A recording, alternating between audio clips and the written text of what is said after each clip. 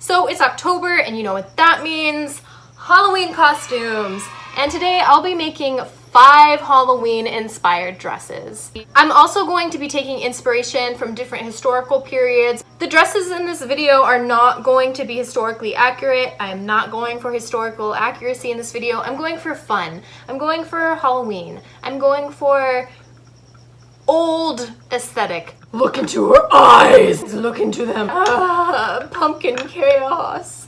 So I have a mountain of fabric straps lying around. It has gotten out of hand, so I really need to get rid of some. So I will be doing that by using them in the dresses that I make today. Hopefully I can get my fabric mountain down to like a fabric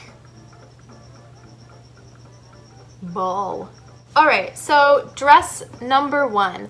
I'm going for like maybe an 1890s-ish inspired witch outfit. First step is making an 1890s shirtwaist. I'm going to be using this McCall's Angela Clayton pattern just to make things easier. I really don't feel like using or making my own pattern for this project. I'm going to be adding some insertion lace for a little extra pizzazz, just jazzing it up a bit. You know, it was really nice using this pattern. I highly recommend. Now that I have this pattern, I can just reuse the pattern pieces for future projects and tweak them for whatever my needs are. Once that was finished, I thrifted the rest of my outfit. I bought this absolute treasure of a skirt from Goodwill. It's 100% wool, and I'm so happy I got it. And I got the hat from Spirit Halloween. Like any proper witch, I have crystals to help like me do witch stuff. When's it start flying? This wasn't as fun as Harry Potter made it look. Nothing screams witch like a barn. I'm not like all the other witches. I have a farm. Next dress, we're going vampire. 1890s vampire. I've had this fabric decaying in my garage for a few years now, so I'm going to use it. I'm just using an old pattern I made a while back, but if you don't have a pattern, just cut out some squares and pin it to your body so that way you can shape it to fit you exactly. There wasn't enough fabric in the front for me to make pleats, so I cut out 2 extra rectangles in order to make said pleats because 1890s are very pleaty. I then made the collar out of a large rectangle, and I made 2 tinier rectangles to make the cuffs, and I added some red velvet trim to the edges to give it some pizzazz.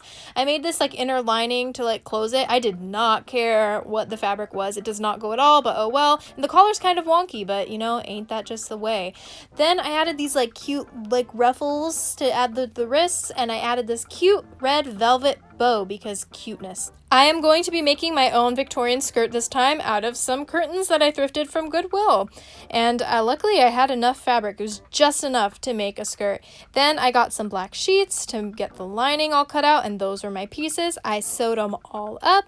I ironed them. I finished the edge by zigzag stitching and pinking them. Then I added some darts to the waistline to give it some more shape. The waistband is just essentially a large rectangle. That's it, pretty easy. I put that in and voila. Look at how cute the teeth are. It's got a tiny coffin. Eesh, adorable. This is a good costume right here. I waited till night to go outside because otherwise my vampire skin would burn and sizzle. Oh, that's so pretty. You can barely see me, but that's okay because look at all the pretty lights. Okay, I understand. It's hard to see me in the dark. So I put on some vampire SPF so I wouldn't burn, and I made my way outside. I added this long tulle bow last minute to add a little bit more pizzazz to the costume. Ooh, it's hard keeping these teeth in. They keep falling out. I've come to suck your blood. Giving what we do in the shadows, giving Nadja. I just need like the buns.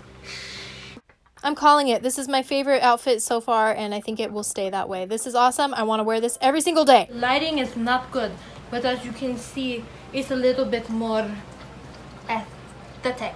I love this outfit. This is great. Hope you all enjoy this. I worked hard. I'm very tired. For the next outfit, it is going to be inspired by this chick right here. 1930s pumpkin dress. I'm using these 1930s dresses as inspiration, long billowy sleeves and high waistline. I'm using this skirt so I could trace it. It has slightly like 1930s silhouette, so I used that. And I just tweaked the pattern so it has a high waistline and a point up the front. And then I'm using this fabric that I got like 3 years ago when I tried making a robe a la Francais for the first time, but it was not the right fabric for it at all. It's way too slinky and silky, but it is really nice for this project that I'm doing now. I ironed it all out so it's nice and smooth. By the way, the back of the skirt is similar to the front of the skirt, except I just chopped off that triangle piece at the top. I sewed it all together and then I put it on so that way I could fit it. Any of the pieces that were too big, I just added like darts or pinned it so it fit better. And then I used this top from the robe a la Francais and just added like 2 more pieces so I could just reuse that and add some darts so it fit me the way that I wanted it to. I just always double check. I always try things on like a 500 times when I'm sewing just to make sure that it fits. I did not get this on video, but the way that I attached like the triangle to the front is I kind of just pinned it in place, and then I saw where it landed on the top and I cut off the triangle from the top from there. It's not a good description, I'm sorry, but you know what? You'll see a pretty pumpkin dress. The sleeves were easy peasy lemon squeezy. I just cut out like 2 smaller rectangles for the lower portion of the sleeve, and then I left a slit at the wrist so I could add a button and buttonhole later on to make it fitted. The larger poof sleeve was just an even bigger rectangle. I gathered it all up and I sewed the 2 parts of the sleeves together, and that was it for the dress pretty much. I'm making this dress button closing because I hate zippers. I will avoid them at all costs. I don't like zippers. Next up, the little pumpkin hat. I used some black felt as well as some other fabric. Essentially, I just cut out this circle and then I draped it on my head and like made darts in wherever I needed it to fit. I made a pumpkin stem by taking some green velvet and scrunching it up. That's it. That's all it took, just scrunching it up. I sewed it on top so it looked like a little pumpkin nipple. And then I added some green velvet and silk leaves because I don't really want it to look just like a pumpkin nipple. And here's the end result. Very pumpkin-y, very 1930s. I took a walk in my garden and I felt fabulous. I found this little nook in my garden that I hadn't realized was there, like was perfect for like taking videos because it looks like a little forest. Oh, it feels like a little secret garden. Dress. I've got little buttons on the sleeves. Little voluminousness, little va-va-voom. Has the triangle just like I wanted, like the higher waist. The buttons on the sides, ooh, so orange. The next dress is going to be inspired by like 1950s, but so I didn't have enough of the fabric that I used. So I didn't go for a typical 1950s skirt. I'm not going for a typical 1950s circle skirt. I'm going for like a late 50s like wiggle dress, maybe Marilyn Monroe aesthetic. I don't know, we'll see. It's going to be very witch, very orange, very fall leaves, very pumpkin. I'm taking a lot of inspiration from witches and pumpkins. First, I'm going to be making the witch hat. I'm going to be using this fabric, which I have also had for years. It's perfect for it. It's nice and shiny and orange, perfect for the fall aesthetic. I just used this other witch hat I had as like the template. I traced this large circle around it. The pattern is essentially 2 large circles and 2 large triangles. I then sewed up the circles and then sewed another way around the edge of the seam so I could stick a wire through the little pocket I made to help keep the stiffness and like the form of it. It's already looking like a pretty nice hat, nice and pancake.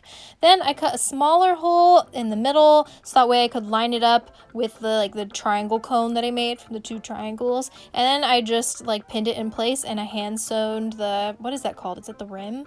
I just hand sewed those 2 pieces together. Then I started the funinist part, which is decorating with the silk flowers and making it extra fall. Now for the actual dress part of this project. I had this fabric, which I also had in my garage for a few years.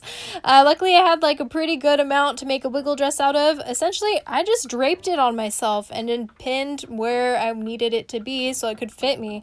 I was getting kind of tired at this point because 5 dresses is a lot to make at like 1.5 weeks. I had an idea of what I was going to make, but it's going to be a lot more simple than that. I just used this pencil skirt and traced around it for the skirt portion and just gave myself a little extra wiggle room around the edges, just made it a little larger than the actual skirts to like count in seam allowance. I sewed that all together. So for this look, I'm going for 1950s-ish witch. And again, I'm not going for 100% historically accurate. I'm just going for creative, vintagey vibes. I'm gonna be honest, I got kind of lazy with this one. For the top, I just sewed together this like long triangle and again, just draped it and pinned it in place where I wanted it to be. Nothing too crazy, just pretty lazy. Nothing too crazy, just pretty lazy. And I sewed those 2 pieces together. I could say that I sewed this lace on, but no, I just pinned it on. Ta-da!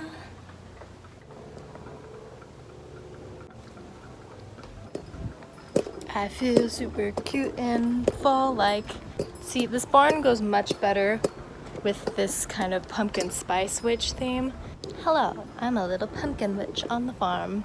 Yep, that's my life. This is my pig. Mike. And no, I did not put a zipper in the back because 5 dresses is a lot to make in 1.5 weeks, so. This dress is cute and all, but I kind of want to add a little more something. So I'm gonna go back inside and put on something that I made a long time ago, but it still counts. Don't say it doesn't count. It counts. I made it. Oh my god. Planes everywhere. I made this little corset skirt thing back in Halloween of 2020, and it works perfect because it's made out of the same exact fabric as the hat. And I like it way better than the dress I made underneath, to be honest. It just goes better, it looks better, it flows better. I wish I knew of some pumpkin patches or sunflower fields I could go to in this thing because I feel like the aesthetic would be perfect. I'm thinking about possibly adding some sunflowers and maybe some tiny pumpkins to the witch hat in the future. I don't know, give it a little bit more something. This one is my vampire outfit's #1 rival. Last dress, easy peasy, lemon squeezy, something comfy, something to wear on the house, but is also giving off spooky vibes. It's gonna be a stretchy knit, comfy fabric, but I'm going for Morticia Addams vibes. A little bit Elvira, a little bit spooky, sexy monster wife. For this final project, I'm using this stretchy knit black fabric. I'm using this knit dress I had to trace around. I gave myself a good like 3 inches around all the sides, and it came out looking like this long, stretchy black rectangle. And I just pinned it in place so it fit me well. And now I really want to use stretch fabric more because I don't use it very often, but it's just so forgiving. So you can't see the pencil lines, but I drew exactly where I wanted the V neckline to go. I cut that out and then I draped 2 rectangles on my arms to make the sleeves. I pinned them in place so that way they can be nice and tight, especially around the wrist. And then I just cut off the extra fabric and sewed them together. I wanted to add some like spooky trendly things to the flappy flap hand things. How do you even say? I don't know. I wanted something a little extra because otherwise this would just be a plain black dress. This dress turned out super comfy. I'm just gonna wear it around my house all the time. Is it kind of just a plain black dress? Yes. Does it make me feel like a spooky, scary monster wife? Yes, it does. I think it did it, yeah. Now to have a well-deserved cup of tea. There's no tea in here. Ha! I found a rose. It's not red, but it'll do. So just like pretend I'm cutting it. I don't want to cut it because it's my mom's silk, but snip, snap, snip, snap. Morticia Addams vibes. I think, if I'm correct, this is the first time I've ever used like a really stretchy fabric to sew with, and I love it, and I think that's like, I'm gonna use it a whole lot more because it makes it so much easier.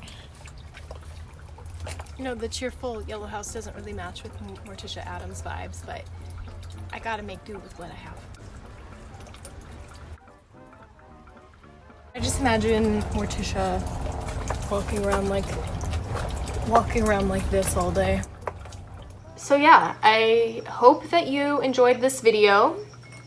I hope you saw it and you're like, oh my god, this is fun. This is what life is about. It's about making a ton of Halloween costumes. You know, I don't even know where I'm gonna wear all these. Probably just in my house like all the rest of my costumes. Because it's fun to play dress up. But like on actual Halloween, I'll have a ton of options now. In fact, I like them all so much that I might just make a few costume changes on Halloween in my house, handing out candy to trick-or-treaters. Okay, is it just me or are there like less and less trick-or-treaters every year? Thank you for watching. If you like this video, please like and subscribe. Bye! Fabric Mountain update. Barely made a dent.